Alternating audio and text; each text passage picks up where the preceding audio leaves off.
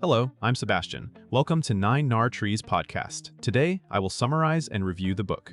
Fawning, Why the Need to Please Makes Us Lose Ourselves and How to Find Our Way Back by Ingrid Clayton explores people-pleasing as more than a personality quirk. It frames fawning as a learned survival strategy that can develop in response to chronic stress, conflict, or relational insecurity, and then quietly shape adult identity, relationships, and work life. The book clarifies how the urge to keep others calm and satisfied can gradually disconnect a person from their own preferences, needs, and values. Rather than condemning fawning, Clayton positions it as an understandable adaptation that once helped, but may now keep readers stuck in anxiety, resentment, and self-erasure. With a practical, recovery-oriented focus, the book guides readers to recognize their patterns, understand the emotional drivers behind them, and begin rebuilding a sense of self that is steady even when others are displeased. It emphasizes boundaries, nervous system awareness, and small, realistic behavioral shifts that restore agency without turning relationships into battles. I will give you key takeaways from this book. Firstly, understanding fawning as a protective response. A central idea is that fawning is not simply being nice. It is a protective response where appeasing becomes a way to reduce perceived threat, avoid conflict, or secure connection. The book commonly links fawning to environments where anger, unpredictability, criticism, or withdrawal made it feel safer to anticipate needs and manage other people's emotions. Over time, this strategy can become automatic, showing up as over-explaining, over-apologizing, excessive agreement, difficulty saying no, and constant scanning for disapproval. Clayton's framing helps reduce shame because it treats the behavior as an adaptation that worked in a specific context. The cost is that the self gets organized around external cues rather than internal signals. Readers are encouraged to notice when their body tightens, their mind rushes to fix, or they feel compelled to perform emotional labor to keep the peace.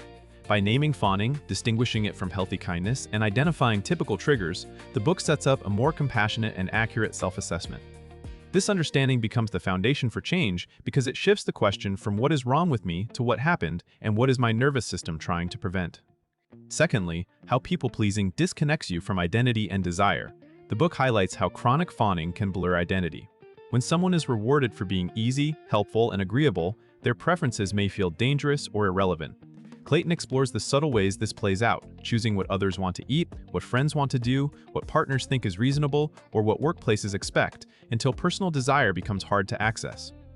Over time, this disconnection can create emptiness, indecision, and a persistent feeling of living someone else's life. The book also points to the emotional fallout, resentment that has nowhere to go, exhaustion from constant monitoring, and self-doubt from never practicing clear self-expression. A key theme is learning to treat inner signals as data. Hunger, fatigue, irritation, jealousy, and boredom are not moral failures but information about needs and boundaries.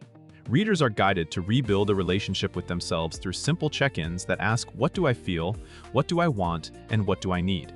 By practicing small acts of choice and preference, the sense of self becomes more solid, making it easier to remain connected in relationships without disappearing inside them. Thirdly, boundaries without guilt or harshness. Clayton focuses on boundaries as a path back to selfhood, not as a weapon. Many fawners associate boundaries with rejection, conflict, or being selfish, so the book reframes boundaries as clarity about what is sustainable. It explains that resentment is often a boundary signal and that chronic overgiving is not generosity if it is driven by fear. Readers learn to identify the moments where they say yes while their body says no, then to practice gentle but firm alternatives. The emphasis is on realistic boundary setting that accounts for safety, power dynamics, and relationship context. Instead of pushing readers to become abruptly confrontational, the book favors incremental steps, pausing before responding, asking for time, offering a limited yes, or stating a preference without over-justification. It also addresses guilt as a predictable withdrawal symptom when the old strategy is reduced. By normalizing discomfort and teaching ways to regulate it, the book makes boundaries feel less like a personality makeover and more like a skill. This topic supports readers in keeping relationships while changing the role they play within them. Fourthly, regulating the nervous system and tolerating displeasure. A distinctive challenge for people who fawn is the intense distress that arises when someone is unhappy. The book emphasizes that recovery requires building tolerance for others' discomfort without rushing to fix it. Clayton connects this to nervous system activation. The body reads disapproval as danger, leading to appeasing behaviors that restore short-term relief but reinforce the cycle long-term. The solution is not willpower alone.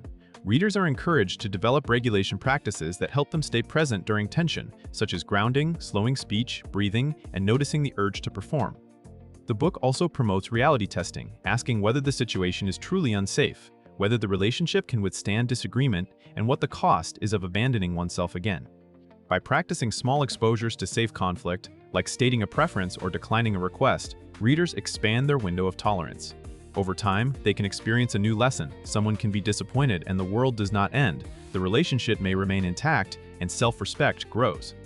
This topic is crucial because it targets the physiological engine that keeps fawning automatic. Lastly, rebuilding authentic relationships and a sustainable self, the book moves beyond individual coping to the relational impact of fawning. When someone habitually appeases, relationships can become imbalanced, with one person managing harmony and the other receiving unspoken caretaking. Clayton examines how this can attract controlling dynamics, enable emotional inconsistency, or create friendships that depend on constant availability. Recovery involves updating relationship standards and practicing honest communication. Readers learn to speak from ownership rather than accusation, to name needs early, and to stop mind-reading and covert contracts. The book also suggests that authenticity may change social circles.